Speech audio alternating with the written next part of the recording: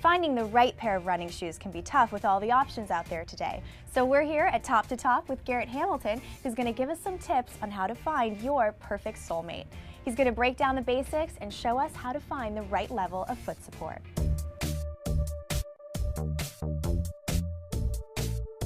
Obviously, the shape of your foot matters, but when faced with a wall of shoe options, what's the most important thing to look for? We can look at a couple of different shapes of shoes.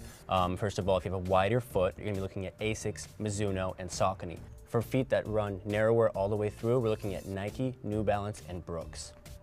We hear the word pronate a lot when referring to running. What exactly does that mean? Well, to pronate means after we strike, when our full foot becomes flat from heel to forefoot touching the ground. Most people, about 90% of the population, actually overpronate.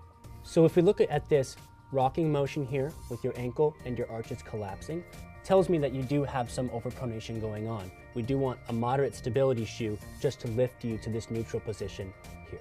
So does overpronation itself cause injury? It can, but by finding the proper running shoe out there, we can all fix our type of overpronation. We all overpronate at different degrees. When dealing with a running shoe, you've got three different types. You've got neutral, stability, and motion control. Stability shoe is going to have a medium amount of support right here in the midsole of the shoe.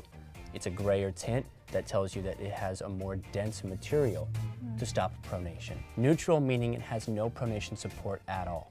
Motion control meaning it has the most amount of support. It's also important to have a shoe with a mesh upper, such as this one here. Provides ample breathability, also keeps your feet dry and blister free. So we've talked about the sole and what we need on the outside of the shoe. What about the inside of the shoe? The inside of the shoe is always going to come with a manufacturer insert.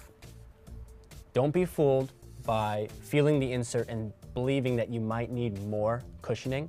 This insert that comes with the shoe is the best possible insert for this shoe.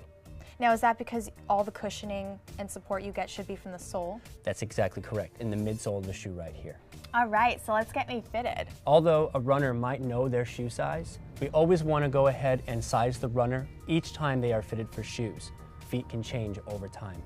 Why do we want to size a runner a half size up? We always want to make sure that there's ample room in the forefoot so the runner has enough room for their foot to expand. Okay. We do not want their foot to be touching the forefoot of the shoe, causing blisters.